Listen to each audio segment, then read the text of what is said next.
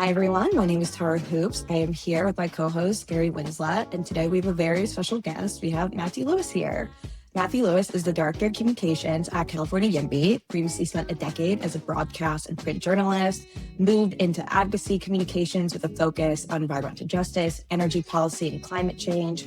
Previously, it was Director of Communications at ClimateWorks, and also co-led the Risky Business Project, an effort to quantify and communicate the economic risks of climate change in the U.S. Matthew is a YIMBY homeowner who also believes there's plenty of room on his block for more neighbors. Happy to have you here.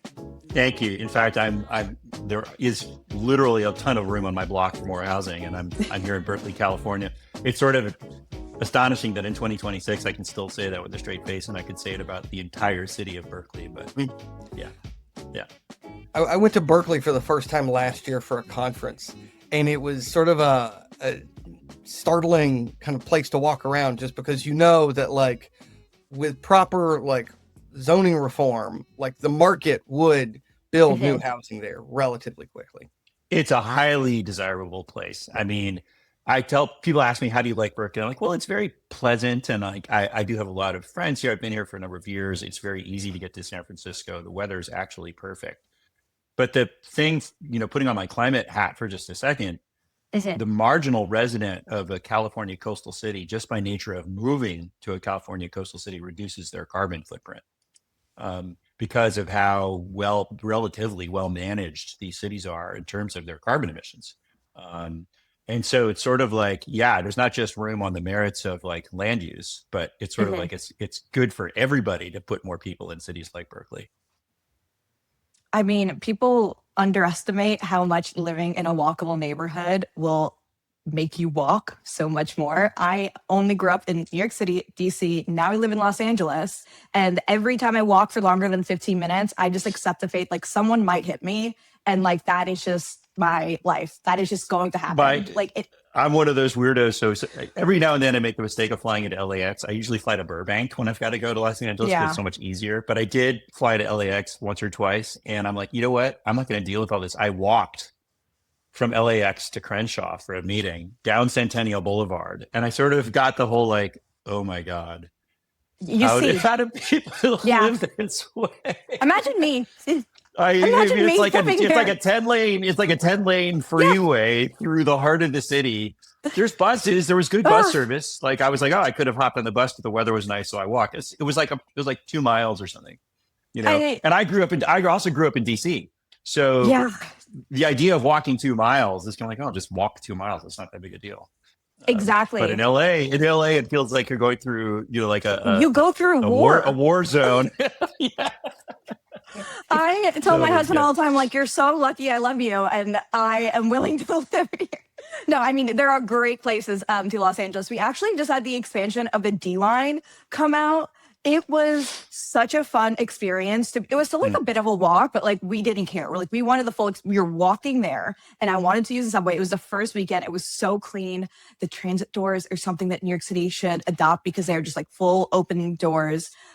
We got to downtown LA in around, I want to say like 13 minutes from the West Side, which is just like, you would not be able to do that via a car. That's amazing. So, I know. There are good parts of it. I feel like the sleeper story of all U.S. sort of urban housing, transportation, blah, blah, blah situations right now is the amount of money Los Angeles is investing in transit. It's the most in the U.S. as far as I know, at least it was last time I checked. And it really, it's sort of like LA is the city with the best weather and the worst transportation planning combined at once historically. And everybody's saying, Matt, you're crazy. There's no way this ever happens. LA's so broken. It's like, LA is broken in a lot of ways, but I actually really believe that it's the city with the most potential on the planet because it's just sitting there right beneath the surface. It's like it could be the greatest place ever because the weather really is that good. And it is so flat for most of the city. Like you could just make it this sort of nothing's going to ever be paradise about Los Angeles, but you could make it so much better than it is now by comparison to all the other deltas of any other city. It's like the potential is so huge. So with the weather and the flatness, I want to ask about this because to me, it seems like LA should be like e-bike heaven. Like if you just built fully separated, like like lanes for bicycles. Because like I own a bicycle, I will ride it around my neighborhood, but I refuse to like share Totally. space on the road with a car going 55. I'm not going to do that. Yeah. But like, I mean, you've got some really good leaders in LA who are starting to see this. People like Catherine Blake Spear, and you know, we've got what's it called? Oh my gosh, Streets for All, founded in Los Angeles by Michael Schneider, and they've got a chapter up in San Francisco now. But he successfully ran and passed Measure HLA to try to force LA's Department of Transportation to do exactly what you're describing. And the problem, this is one of those deep state problems that's actually real. They don't want to follow the law. And I think one problem that YIMBYs are going to have to confront, not just in California, but all over the United States, is most state and local transportation departments are basically broke. So you can pass measures to improve street safety or to try to invest more in protected bike lanes and stuff like that. And the transportation departments will just be like, yeah, we're not going to do that. And there are situations I've heard of where elected officials, it goes both ways. So elected officials will slow roll it. So like in a city like San Francisco, you've actually got an incredibly talented transportation staff who know all the stuff they need to do to make the city safer. Car crashes are the number one cause of violent death in the city of San Francisco. And it's in Los Angeles, it's been that way for years, right? So like everybody knows there's a problem. But you have this combination in some cases of agencies that won't obey the law. So like LA DOT is openly and flagrantly violating HLA, which was passed by the voters, which is amazing that you got a majority of voters in Los Angeles to say, yes, spend money making our streets safer. Like you wouldn't have expected that, right? But people get it. To your point, Gary, like people kind of get the potential. And then in San Francisco, you have a transportation agency that really wants to do it, but keeps getting blocked by the mayor's office and by the supervisors. And so they're not doing the safe streets that they could be doing. So one or the other, you've got political skullduggery going on. And I think that because of the relationship, it's sort of completely inseparable relationship between housing and transportation. This is something we're going to have to get our heads around as YIMBYs and in the pro-housing movement. And we talk to members of the legislature. I mean, obviously we do that all the time. It's part of why we exist. But one of the things that there's more of them are sort of like coming to realize and really trying to lead on, people like Buffy Wicks, is you can't just plop houses down and not improve the transportation infrastructure and expect it's going to work out, right?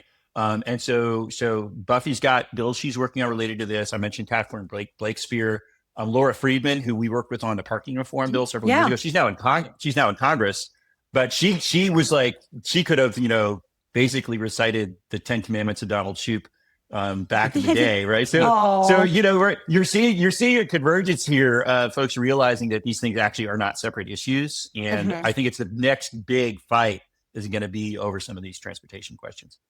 Yeah, I mean, I think that's right. The other thing too about like transportation is it can ease some of the NIMBYism. Not all of it. It's not like a magic wand, but like some people, like they're not ideological about it. They just have all these like concerns about like traffic and parking. And so if you can like ease that, you've at least like alleviated that kind of problem. In the YIMBY movement, we talk a lot about the history of exclusionary zoning and how it was like openly racist, and people back then, they didn't hide it because there weren't laws against discrimination, right? You got to remember, like zoning came around in the 19-teens and 20s, and you could openly say all kinds of nasty things about people of different races and ethnicities. And while that's still the roots of how we got into the predicament we're in today, I don't think it's fair or accurate to say that that's still motivating most people. But so the reason I wanted to mention this is I actually think that NIMBYs are being honest and to a certain degree accurate, like not wrong, when they say, if you build more housing here, it'll make it harder for me to park and increase traffic. And it's sort of like when they openly share their concern, and I look at that and I think, yeah, that's actually not wrong. If you put a bunch of housing somewhere and don't also address the transportation issues, you will, in fact, make it harder to park and increase traffic. So it's sort of like, I sort of feel like we should be listening to them at face value and saying, oh, let's make that a part of what we're also sort of solving for. Because I mean, I'm as YIMBY as they come. And when I hear them say that, I'm sort of offended, but in one way, because like, wait, we're not building housing so that you can have parking. But on the other hand, it's like, well, you're not wrong. Yeah. That's not a false statement. That's actually an accurate statement in a world where the marginal way to move around is a car. Yeah. So what we need is a set of leaders who realize like, oh, right, unless we intervene in some way, the marginal mobility solution for a new resident is a car, and that doesn't scale. If you ever look on the website Nextdoor, which I Oh my love God, to please go look no. at. What is next door? It's Oh my basically God, like it's a awful. Facebook page for the older women in my neighborhood to get on there. Not just and they yours. well, I live in a very, like, I am probably the youngest person for miles in my neighborhood. Kind of love it that way, honestly. Hate the kids. Yeah. And they're all on Nextdoor, and they are as NIMBY as they come. And I see the gosh. parking things all of the time. They just like bulldozed an entire it was run down vacant building for some time, and they started to rebuild it. They actually stopped for a bit because, get this, the workers got deported. It was so bad. I know.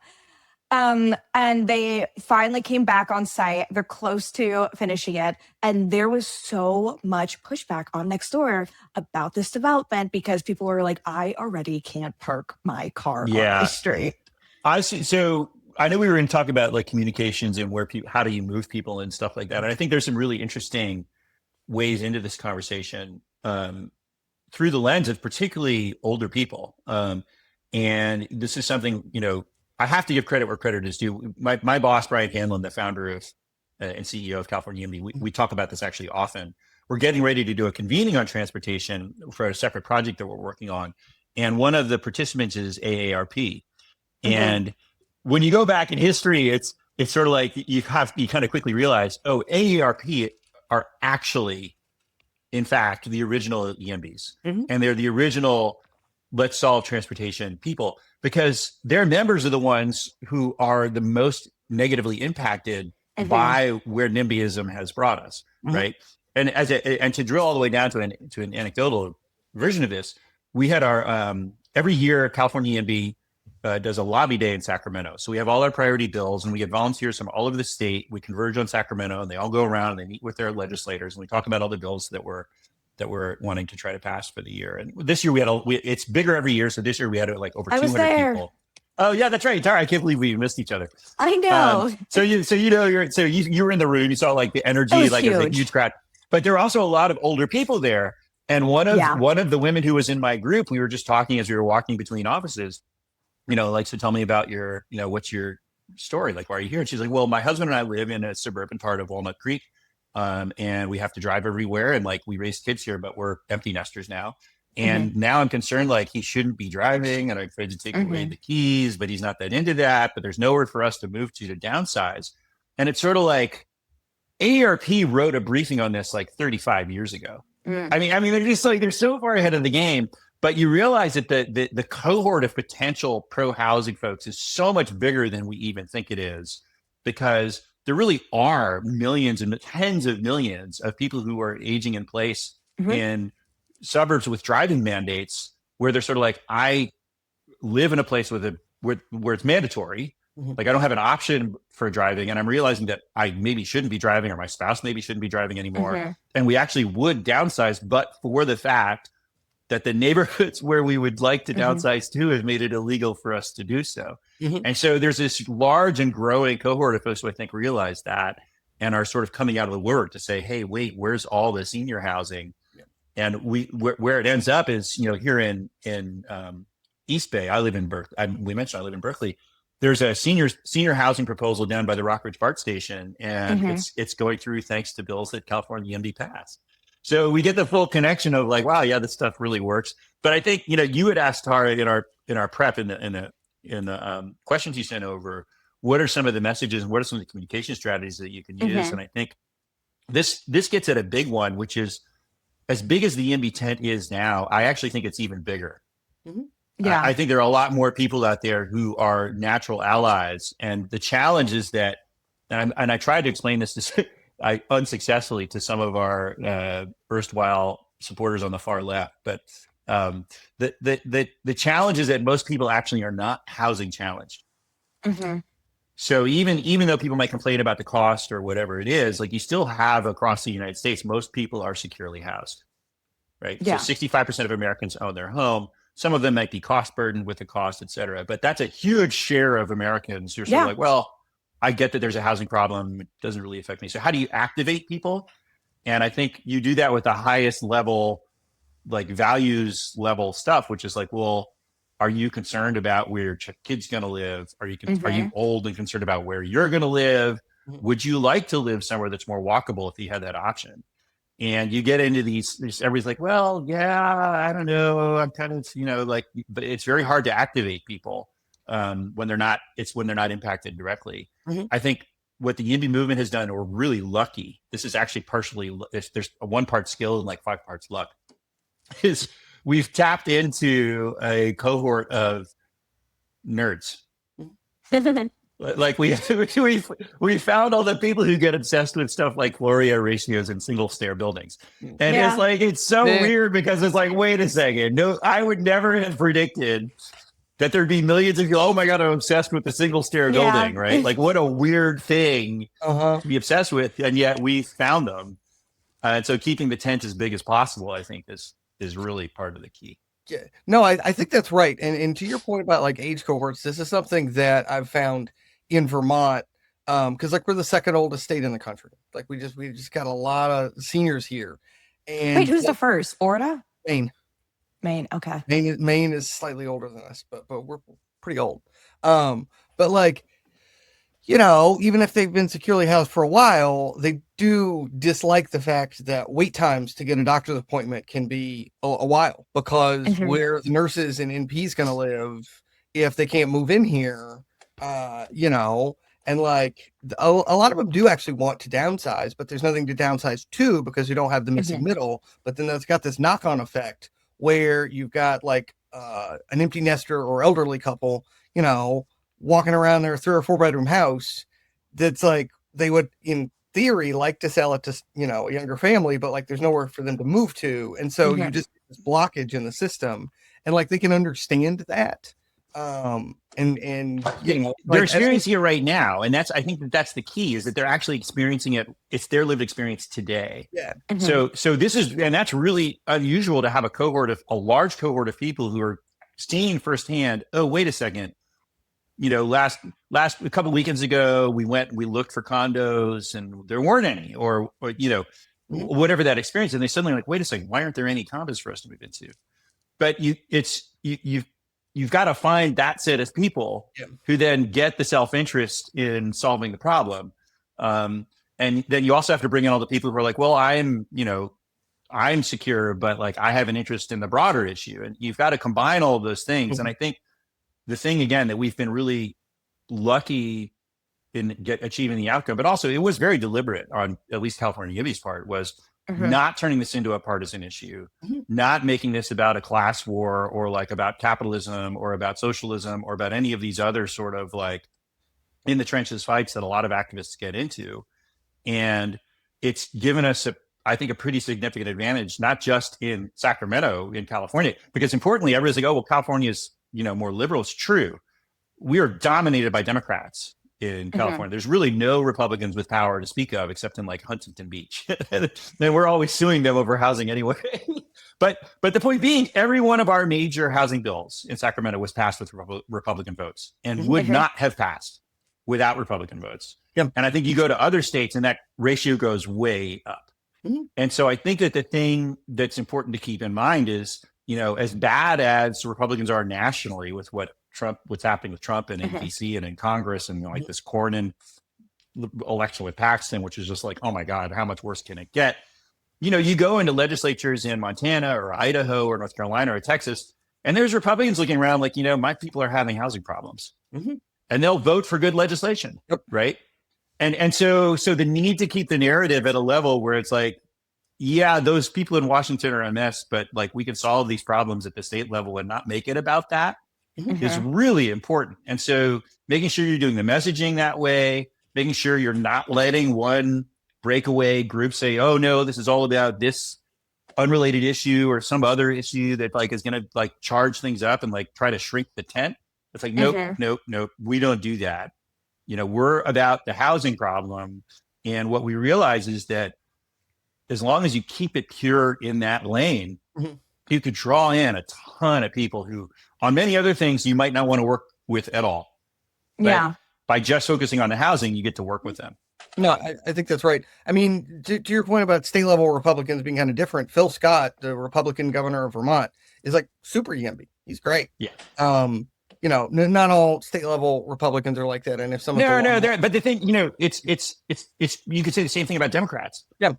I mean, Yeah. Democrats don't have any special like superiority on housing and transportation either. I'm in constant arguments with my friends in the climate movement about like, where are you guys on infill housing and transit investments? Yeah. Nowhere. They're nowhere. I mean, one of the frustrations we have. So we passed two major pieces of infill legislation last year, right? So there's SB 79, which is about more homes near transit, but the other was the CEQA, the full CEQA exemption for infill housing in urban areas, and the climate and environmental movements came out in full opposition of that second bill. And it's sort of like, well, wait a second. I come from that movement. And when I was working with Climate Works, we did a bunch of projects in China with the China Cities program through the Energy Foundation in China, and we worked with all the Chinese academics. We published brochures. I actually have it somewhere. I should have brought it out, but it was called "Building Cities for People" was the title, and it was basically like you can reduce all of these impacts by concentrating more housing growth in your cities. And this is something that people have known for decades. I mean, this is like 50, 60, 70-year-old stuff. The climate movement has basically forgotten that. And I mean, not all of the, obviously we get a lot of support from climate activists. We get a lot of support from smaller climate groups, but writ large, they're not there. And it's kind of like, when are they going to show up and help? And so, but this gets at the other piece of it. Like, you can solve a lot of climate problems with YIMBYism, like important climate problems. And in fact, there's evidence that some of the biggest ones you can only solve with YIMBYism to a certain degree. Now, that's not to say, you know, there's tons of other stuff you have to do. You've got to do electric vehicles. You've got to do industrial decarb. You've got to do grid upgrades and all that other stuff. But in order to get people to the table is like part of what we're talking about. And you get a lot of Republican support for things that actually are climate action by not calling it climate action.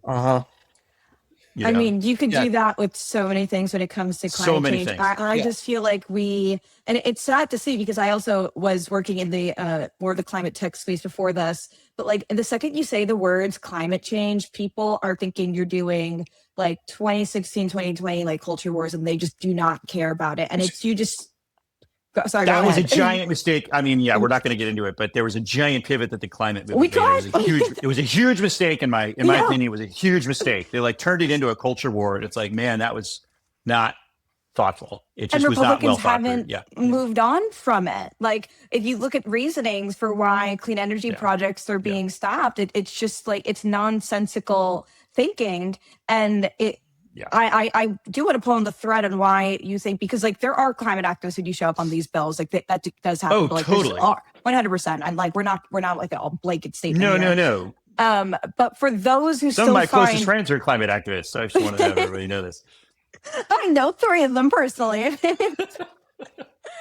But for those who like still find pushback, I struggle to understand the reasoning there, or just like I struggle to find the reasoning of degrowthism as a whole. I know Gary has so many amazing takes here as well, but it boggles my mind.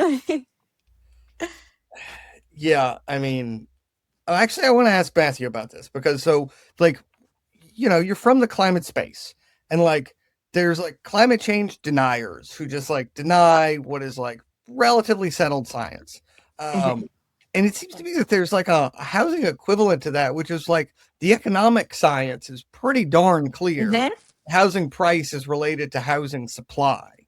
And I'm just curious what lessons from the climate space you think translate into that. Totally. Yeah, no, I appreciate you bringing that back around. So Tara mentioned, I was one of the founders of Climate Nexus back in 2010. And the challenge that we faced at the time was I'll give the really short version of the creation myth. There was a group from the Heritage Foundation and some other right-wing think tanks that broke into an email server at the University of East Anglia in the UK. And they stole tens of thousands of emails from a server that were climate scientists communicating with each other about research they were working on. Okay. they mined that email list to find what they thought would be discrediting emails from climate scientists. And then they spread it out across right-wing media, and like Fox News picked it up and it was all over like the opinion page of the Wall Street Journal. Oh, climate scientists are lying to you. Climate science is fake.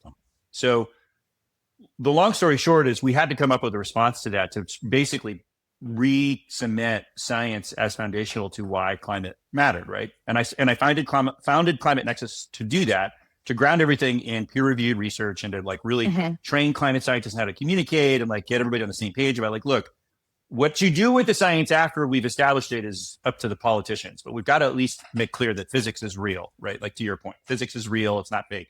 The reason I think that that's relevant to this conversation is that that strategy worked in an era when we still had most people getting most of their news and information from a mainstream media. And so you have most humans in 2012 were still reading like the New York Times, the Wall Street Journal, the Washington Post, whatever, to get their basic news. That really sort of started to dissolve in the subsequent years. So by 2017, really by the first Trump election, there was this giant cohort of people who were just getting information from totally fake sources, right? I mean, that's one of the ways that Trump won. It didn't help, there's problems in journalism that we won't get into. But the reason that's so relevant is that we've now seen that kind of metastasize, and you have these cults of ideology and cults of personality, and everybody's sort of atomized in the information space. And that includes a cohort that we colloquially refer to as the left NIMBYs, right? Like, how is it that socialists who read Marx and are supposed to do material analysis would somehow conclude that there's enough housing? I mean, it's sort of like, well, that doesn't match with what your own experience is. And then they'll say, oh, well, there's enough housing under capitalism. And you realize like, well, wait a second. So then what's your first move? And some of them, their first move is say, well, we need to end capitalism. It's like, guys, look, I live in Berkeley, California, right? Like I'm pretty much on the left, but that's not happening soon-ish. We're not there. And you just get into these circular debates about, well, is capitalism good or bad? It's like, I don't care. I mean, I do kind of, but my job is to end a housing shortage, not to end capitalism. Yeah. And so you end up in these very cloistered conversations that aren't connected to the reality. And unlike with Climate Nexus, where you could actually work with mainstream media and TV producers to sort of surround sound like climate science is real, we don't have a vector now to sort of inoculate as well as effectively as we used to. People are much more like, everybody's in their TikTok lane, they're in their YouTube lane, they're in their Instagram lane. I have no idea where people get information anymore. I mean, California YIMBY gets incredible media coverage from mainstream media. And I think part of the reason is that journalists, all the journalists I've worked with, and having been a journalist for many years, they care deeply about accuracy. Like they do not want to report stuff that's false. And when they do by accident, they're like, I need to correct that because my whole reputation is on accuracy. So because we're following the bulk of the evidence about like, yes, supply and demand is real, Gary, to your point, but also all the housing research about moving chains and filtering and all this other stuff that's been sort of replicated over time. Reporters like one of the things that we realized early, actually, was my boss had the foresight to say, we need to be publishing syntheses of this research. I've got to put in a plug to your listeners. Go to the California YIMBY website and sign up for the homework newsletter. Twice a month, we publish syntheses of the best housing research you can find. But the reason that's so important is that reporters read that too. And so they see that our messaging and our advocacy and even our legislation tracks directly to what the research shows is necessary to end the housing shortage. And I think that inoculates us to a degree, because even though people may say, oh, well, you're ideologically this, you're ideologically that. It's like, look, me personally, sure.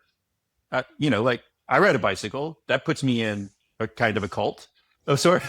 but separate that from the fact that all of the work we're doing is pointing back to this peer-reviewed research. I feel like, oh, okay, yeah, like that's not one person's opinion. That's actually an accumulated consensus from researchers all over the country.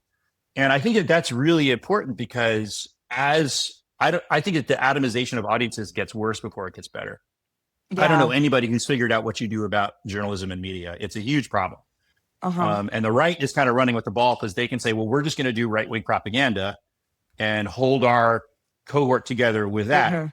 On the left, we have a much bigger challenge because we're more heterogeneous, for one thing. And this is sort of a sub frustration of mine that I work on as a side project. But like, we can't get donors from the center to the left to invest in journalism at scale. And that's a huge problem. Like, there's some little examples of it working. So one example I love to call out, it's been a major reason for our progress in California, is Cal Matters. This is an independent nonprofit news organization. They're growing. They're great. Not growing as fast as I would like them to, but they're sort of like, they need to raise the money. But the reason I bring them up is that they've got reporters all over the state who just are funded to do good journalism. And that good journalism translates up into good legislation because, you know, journalism is the fourth estate. Like, you don't have an effective democracy without it. You just don't. So when we're talking about communications, it's like, yeah, I can do all the messaging research and try to build the big tent and hold the cohort together and then message on our bills in a way that isn't too nerdy, but then also creating a space for the nerds to kind of nerd out on the stuff that they get obsessed with. But none of that is as effective as it is now without a really robust ecosystem for journalists. And Cal Matters is there. We're really lucky in California with that in the Bay Area, at the very least, and increasingly in the Central Valley, there's really good news organizations, and there's journalists who are really committed to the cause. Los Angeles has been a bit of a wasteland. I'm sorry to say, like the size of the size of the city compared to the amount of journalism potential there is like, it just doesn't line up. You know, I mean, there's like 3 or 4 really good housing reporters for the entire region of 11 million people, and it's like, guys, they can't cover. No, it's can't cover all the stuff. But there's people talking about it. Cal Matters is ramping up there. Politico is making some good investments in LA, and that's very heartening to me because it's like, even if the reporters are sometimes saying, "Oh, the Yimbys did something bad," or it's like, that doesn't bother me because what I want is more journalism. What I want is more coverage of the issues. So, but that's a sort of gating factor, Gary, to answer your question around like, how do you get people to believe things that are true? And it's really hard in the era of atomized audiences where there is no mediator. Like it's called media for a reason. It's mediating a conversation, and we've lost the mediation function to a degree. And so, again, I come back to what I said at the beginning. We're really lucky to have tapped a thread of deep housing nerds and really urbanist nerds in the United States that I don't think we could have created. I think we had to just find it. It's almost like it's a happy coincidence that there's so many of them out there. Yimbys are so prevalent online, and they're just like the best community. Like, for example, one of my dear friends, Natasha Kugel, I met her through a Yimby group chat on Twitter. Yeah, I know Natasha. I was in her wedding last year. Like, we have just became such close friends from that. And it's amazing to see such a large grassroots community grow from there. But I'm really glad you mentioned the media aspect of that, because I do feel like right now we are facing kind of like a doom cycle. For example, Annie Lowrey wrote a great piece yesterday and the day before in The Atlantic on how the vibe session is now becoming sort of a perma session. And it's because the feedback loop from news out there translating into policy is so broken, where there is such mass bouts of misinformation, sometimes disinformation, where people might be corrected, but because they are incentivized to get out clickbaity headlines or news, it then harms good policy making from happening. Like, we keep like bogging down like Los Angeles, but like Spencer Pratt is like a perfect example of this. Someone who was corrected several times on bills like SB 79 and then would still go out there and lie point blank about what it would do. And there was a separate bill, I'm blanking on the other one, but it was for residents in Altadena that were there to help them. His comments that were so completely... Oh, the Ben Allen bill. Yeah. Yes. Yeah. That had actual That was impact. off the hook. It killed the bill. Yes. It was literally a bill to help people rebuild. Yeah. Yes. And it's like shocking to see that you have to like continue to combat this, and you again from like you have from the right where people like JD Vance go out there and saying like we don't have a housing crisis, we have a people crisis, we need to kick all these people out of here. And it's like you are creating fake victims to make yourself seem like a savior, and you almost have to like stop and look when someone is trying to fearmonger and direct you into a certain direction. That's when you should stop and question like what the like prior motives behind this are. Like I just feel like this is like almost like basic stuff that I would learn in like undergraduate as you're like reading anything, there's like I don't there's this emergent joke in the debate about AI, where and it's really becoming much more existential as AI becomes a more commonly used thing. But the crisis, it's an epistemic crisis, no doubt. Like we're really having these challenges in establishing, well, what is empirically replicable reality, right? And we're sort of losing touch with it. And it comes back to sort of, and the AI joke is, we don't need more young people going into computer science or engineering. We need more people going into liberal arts and critical thinking. And because I think to your point is basically way back in the day, I don't know if it's still around, but there used to be this magazine called The Skeptic. Do you guys remember this? It was maybe 20 years ago. What it was really, it felt a little right coded when you come into it. But when you would open it up, you realize that what they're talking about is the scientific tradition of skepticism. So sort of like, I will believe your evidence once you have demonstrated it to me to be irrefutable. Okay. And this is sort of like, we sort of lost that, and there's a huge risk of the death of skepticism. And the opposite of skepticism, of course, is credulity. And when you have a credulous population, well, then you're in real trouble. Because to your point, Tara, people just start believing whatever crap they're being fed. And it's sort of like, well, wait a second. Did you believe it because it was told to you by a friend or by someone who is very sexy or convincing on social media? Or do you believe it because you investigated the claims and were like, oh yeah, those claims check out? We don't do the latter anymore. So that's one of the things that I've been noticing that I find very worrisome is that we've got this odd sort of juxtaposition where people are often very credulous about what they're being told right in front of them. And yet at the same time, public trust in various institutions is through the floor. And so there's this odd mix of like credulity, but also just like nihilism.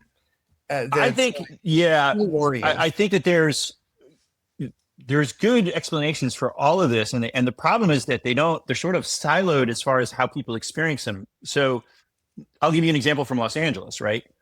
The city has spent how many billions of dollars on homelessness in the last 10 years? Oh, God. Many, many billions of dollars, right? No progress. Yeah. No progress. And then you have these people being indicted for corruption, for spending the money wrong.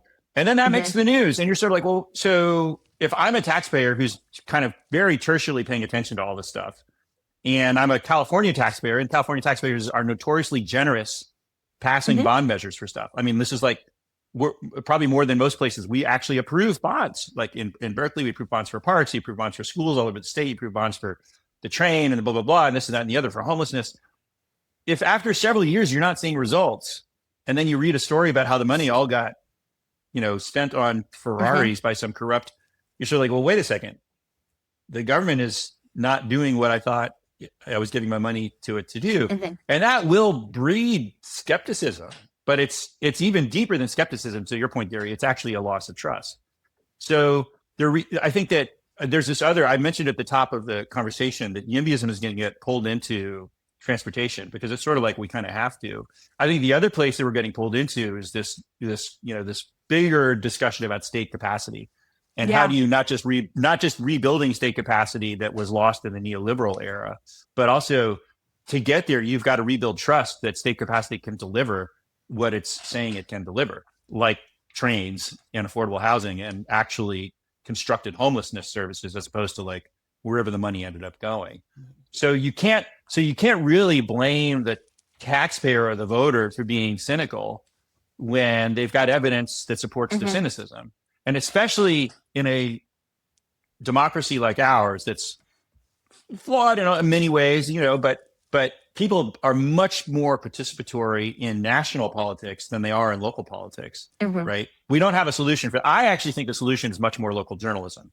But I come from local journalism, and I feel like, let's see if that happens. But most people they can name maybe their congressperson. They certainly know who's president and vice president. Most people can't name their city council member. They don't even know who it is, right? And they almost definitely can't name their state legislator.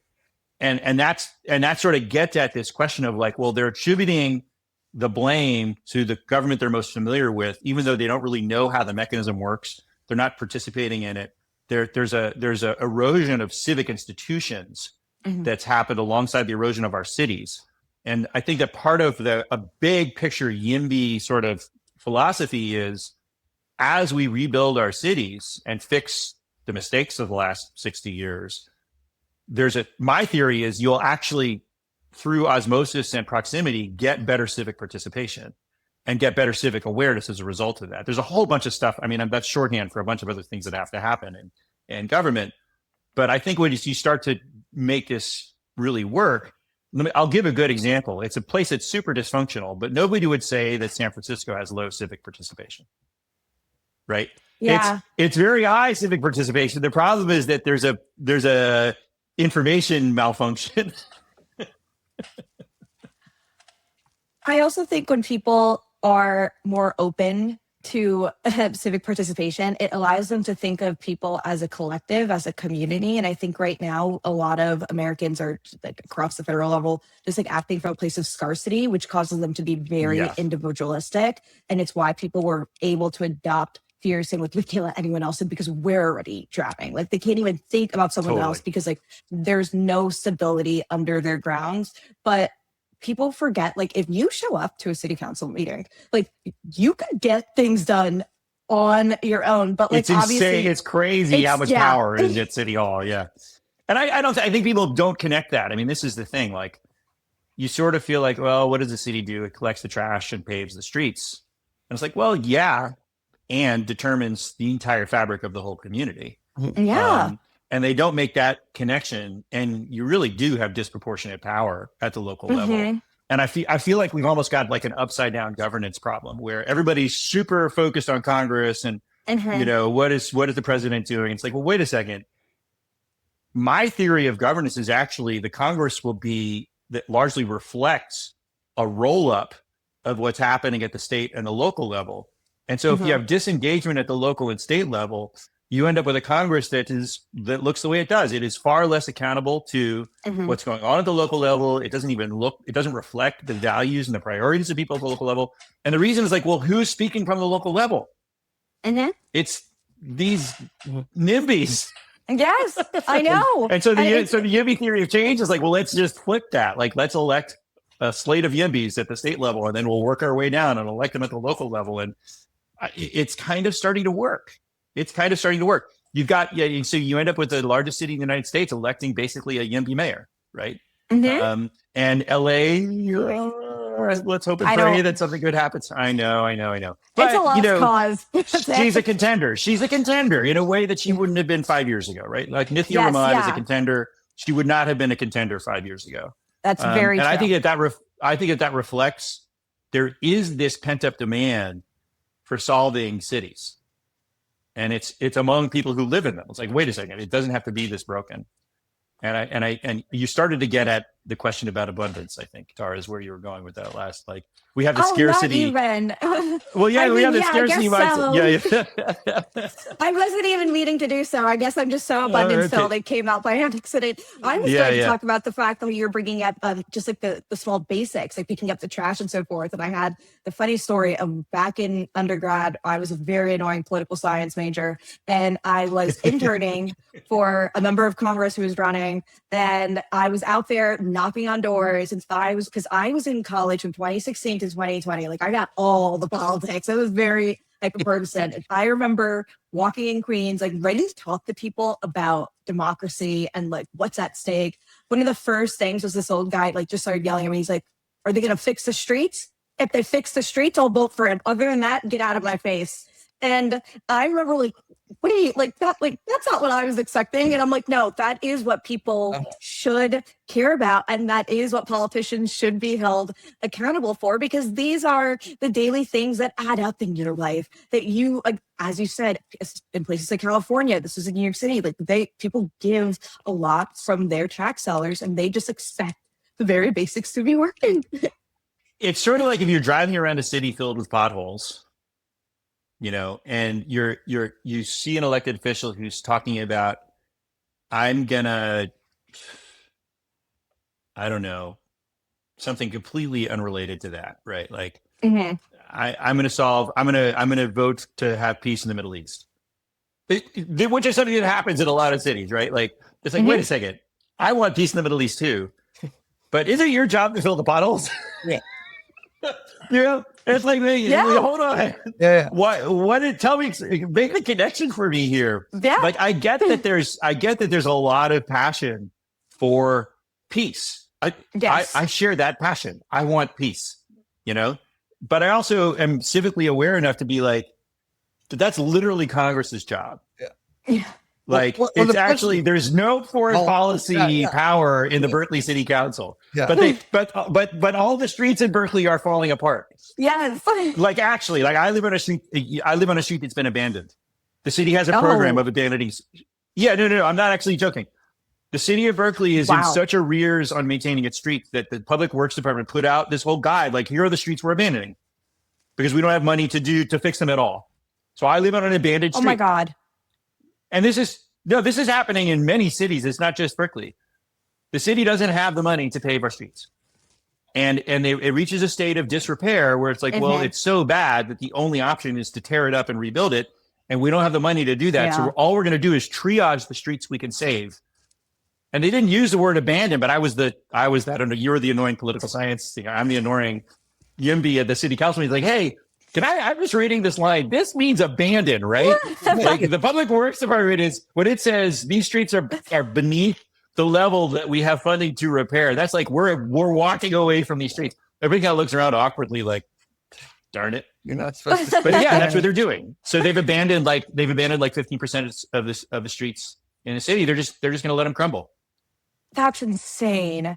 I mean, these are things. I mean, yeah, we can take this back to abundance, but like that's a lot of like what abundance was like asked for. It was a large state capacity issue, but like abundance has become, it's morphed itself. Where I think if a lot of people actually read the book, I kind of thought of itself as like a really nice like public policy like 101 intro. Like I thought it like covered like some introductory things. It wasn't all encompassing, but it was fine as is. Now that YIMBYism, many people combine it with abundance, do you think that has been helpful for the movement or hurtful? Because this is like a year later, or is it still like kind of up in the air? No, I get this question a lot. And I think the way I like to answer is to say, like, I've been a YIMBY kind of since the beginning. Like, there were people who were before me, but we all met each other in the Bay Area around the same era, right? Mm-hmm. So Sonia, we got to give Sonia Trask credit. Like, she stood up in 2012 or 2013, whenever it was, and was like that, you know, the loud Philadelphian at the San Francisco meeting, like, you know what, you guys are wrong. Like, we should build more housing in San Francisco. But Brian Hamlin met her shortly thereafter, and we all met each other at either Berkeley City Hall or at some housing meeting. The reason I mention that is that I've been doing this professionally now for 9 years. Mm-hmm. And I can say with a straight face that if somebody were to give me the money to do like statistically valid research, I bet that 90% of Americans still have no idea what a YIMBY is. Oh my God, there was a polling last week. They probably haven't even heard the word, right? The YIMBY, what is that, right? The reason I want to mention that is that we're 10 years into this thing, 12 years into this thing, and we're, I would say, seeing incredible success all across the United States, right? Whether it's Mamdani or the Colorado reforms or the Idaho reforms that just passed, or what we're doing in California, what's happening in Texas, what's happening in Kentucky and North Carolina. I mean, it's just kind of grown its own momentum. And people still don't know what YIMBYism is, right? The reason I want to point that out is like 1 year into a new coalition is not the time to ask if it's working. Yeah. Mm-hmm. It's not the time to ask if it even matters. It's sort of like, I don't know. I don't know enough data.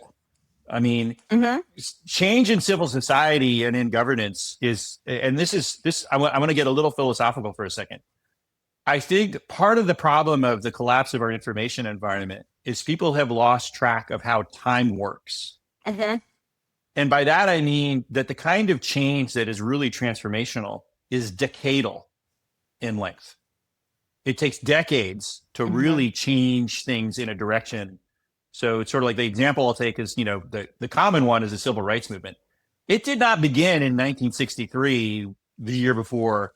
It began in the 1700s, right? Like, I mean, it took centuries of trying to convince people that actually humans are equal. And then it grew into a more specific set of asks in the 20s and 30s around like, we want to pass specific laws around voting and access to facilities. That was, that second phase was still a 70-year, 60-year project. The KKK was still running around openly in the 1920s and didn't get dissolved until the 1930s when people were like, oh, wait, maybe that's not okay to like be lynching people all over the South.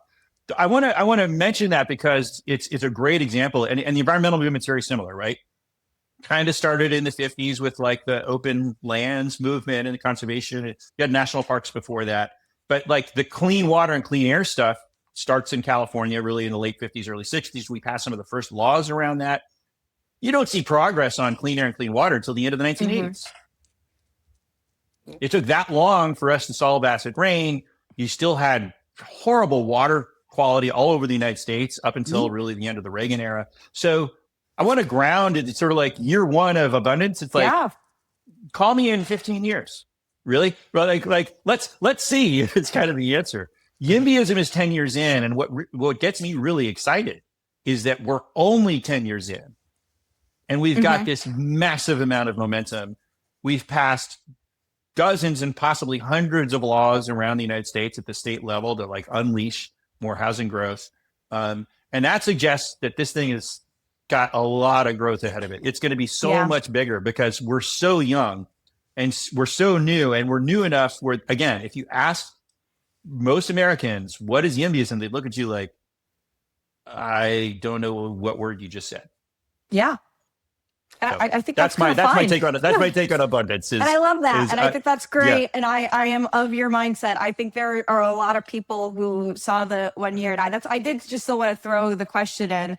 But they just thought like 1 year in, like it's failed completely as a movement. I'm like, I was really pissed at Ezra. I was upset with Ezra about that. I talked to Brian. I was like, dude, we should talk to Ezra because that's not fair.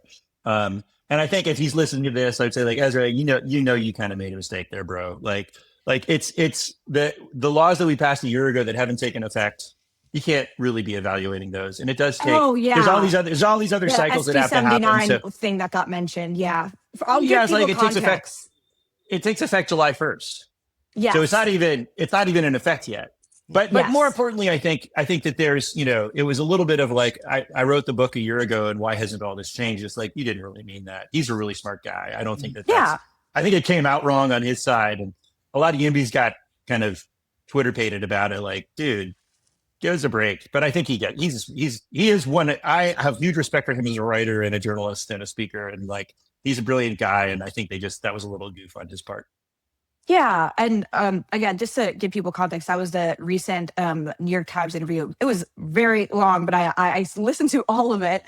And at one moment, they were talking about some YIMBY bills that got passed. And they basically just said like, oh, yes, these bills are passing, but like rent's still high, et cetera. And the one specific one, SB 79, as you mentioned, does not go into effect yet. For that one specific bill, I see it all the time. People think it's been enacted for decades. Like, I don't know where people got this from. This is where there's this really funny kind of irony to the way this stuff works. So SB 79 began its journey in 2018 as SB 827. Yes. And we've been fighting publicly about it ever since.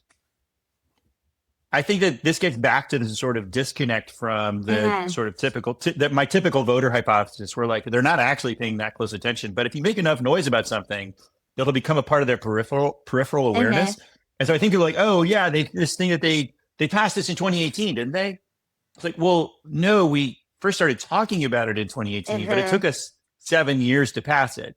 And so I think they're sort of conflating in their minds, like, well, wait, didn't you already do that? It's like, no, we literally because again, and this isn't a hit against the average voter, it's an awareness that like I'm a nerd, and so I'm paying really close, tight attention to a lot of nerdy stuff that most people never even hear about. Right. So the fact that they're conflating in their mind, it's like, well, that's not that's not a flaw on their part. It just, we have to then do the extra work of explaining to people, no, it took 7 years and it just happened. It's going to take another 2 years for it to really start to kick in. And that's just the nature of doing legislative advocacy work. Yeah. So I think that the problem is, and the downside is, we have a lot of bad faith opponents who will take advantage of people's lack of awareness to spread misinformation about it. And that's as true on the far left as it is on the far right. So you've got Spencer Pratt spreading misinformation in LA, low information environment. Everyone's like, yeah, hasn't SB 79 already been? It's like, no, dude, it hasn't been. But we have the same thing with the socialists in San Francisco, who will also say, oh, they passed all these laws and there's, it's still not affordable. And it's like, both of those polar opposites take advantage of their awareness. Yeah, you could say it's almost like a but the thing is they take advantage. They take advantage of the relatively low salience of public policy issues, and that's not just true for housing. That's true kind of almost across the board. Advocacy. Like most people just aren't. They're not paying that much attention. So you have this situation, and this kind of gets back to the climate nexus discussion, right? Like most public policy issues are low salience, and this, in a way, Gary, I think you'll appreciate it for some of the writing you've done.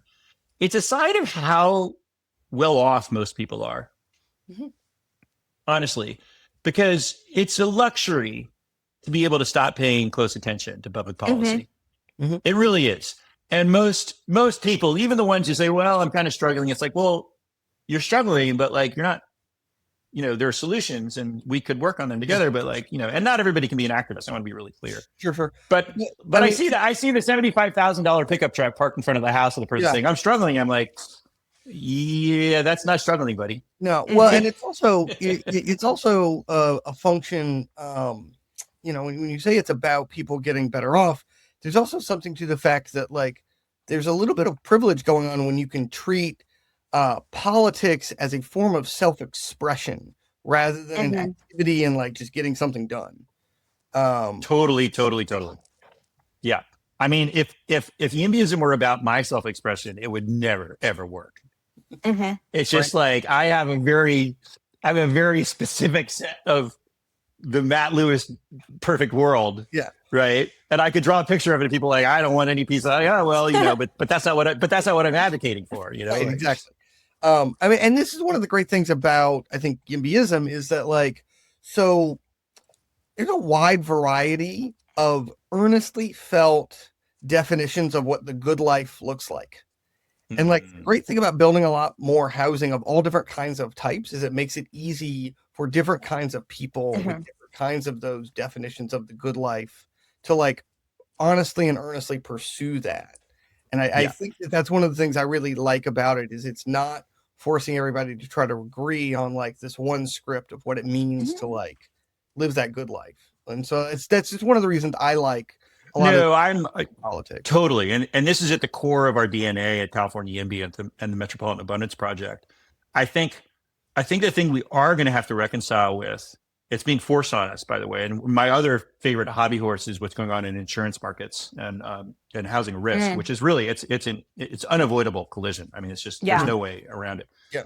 But where it's leading to is a very hard, very politically hard, painful discussion about costs. And it's not one we're going to be able to avoid because there is really, in fact, only so much money in the world. And by far the most expensive item on our entire national budgets are not just the housing, but all the infrastructure that serves that housing.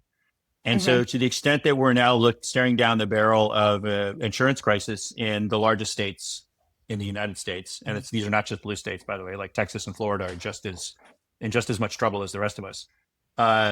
We're going to have to start having some really painful discussions about how to allocate the cost, how to write off costs that can't be covered anymore. Like at the small level, it's sort of like the version of like my city has abandoned my street, right? Well, imagine that at the scale of an insurance industry that says we are not going to rebuild that anymore, right? Like this is happening in flooded areas. Yeah. I talked about journalism. One of my favorite reporters is Liam Dillon. He used to be at the LA Times, but now he's now at Politico. he did this incredible piece of investigative journalism last fall, where he went back and looked at all the areas that had burned in California since like 2015 or 2016. Mhm. And he looked at how many building permits had been pulled to rebuild in those areas, and then how many houses were actually rebuilt. Since 2016, it's 38%. Most people never rebuild the places that burn. Mhm. And if you look at what's happening right now in Palisades and Altadena, it's at least as bad as that. It's actually much worse. I drove past it recently. But this has huge implications for public budgets. It has huge implications for housing affordability. Like if it costs $1.5 million to rebuild to a fire safety standard, a house that was built for $50,000 in 1940, like you're not going to build that house. Yeah. So what are you going to build? And if you're not going to build anything, well, then where do all those marginal humans go? Mhm. And this gets into the pretty major areas of public finance and budgets and infrastructure. And we're just barely cracking the surface of that conversation. But to your point about the good life, I agree completely. There is a good life to be had with housing abundance. I think that, again, we're still in this sort of Cinderella era of the early phases of NIMBYism, where we're doing the stuff that had to be done, like the obvious stuff, the zoning reform, the building code stuff, the fee reform. And we're gonna be coming into this infrastructure and budgeting stuff pretty quickly, because how you raise the money and how it gets spent is incredibly material to how good that life actually ends up being. Yeah. Well, this has been a lot of fun. And I enjoyed it. I don't want to end on like the dark and scary note of what is happening. It's not dark and scary. It's actually really hopeful, because again, I feel like we're sleepwalking into this. we are, but in a way, it's sort of like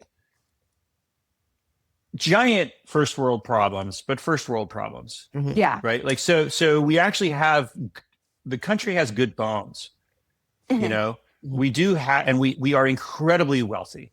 The combination of those two things are almost the American superpower, really. I mean, setting aside, there's a bigger threat from what's going on nationally. That's sort of like the long-term implications of our international relations and all that stuff. But YIMBYs don't work on that.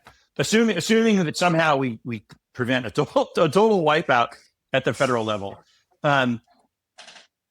we're seeing this growing demand for the better life, Gary, to use your phrase, and people realizing that the better life can be both a combination of what we consider the better life to be now, but also it can be different.